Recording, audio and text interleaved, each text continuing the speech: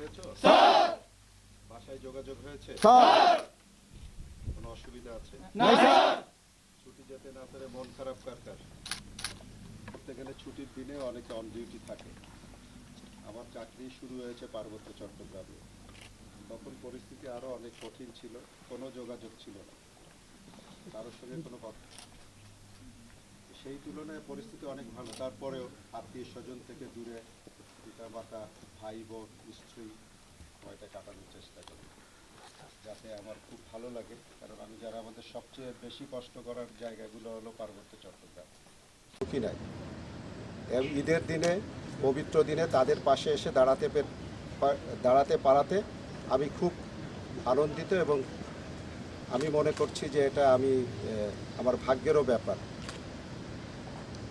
আমার দৃঢ় বিশ্বাস, শুধু আমি না, আমার সাথে সেনা সদর দপ্তর থেকে যারা এখানে এসেছেন তাদের সবাইকে দেখে সেনা সদস্য যারা পাহাড়ে আছেন তাদের মনোবল বৃদ্ধি পাবে। তারা গভীরভাবে বিশ্বাস করবে যে তাদের অভিভাবক, তাদের নেতৃত্বরা, তারা যত দুর্গম জায়গায় থাকুক না কেন তাদের কথা মনে রাখে এবং প্রয়োজনের সময় তাদের পাশেই থাকে। যারা পরিবারের ভিতর সবচেয়ে বেশি কষ্ট করে, পরিবারের অভিভাবক হিসেবে তাদের পাশে দাঁড়াতে হয়, সেটাই আমরা ধারণ করে থাকি। আজকে এই পাহাড়ে আমাদের সেনা সদস্যদের পাশে এসে দাঁড়াতে পারাটা আমি সেই দর্শন থেকেই করছি। আশা করছি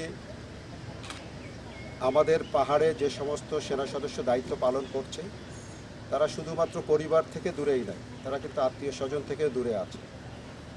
আমাদের আগমন কিছুটা হলেও সেই কষ্ট তাদের দূর করবে।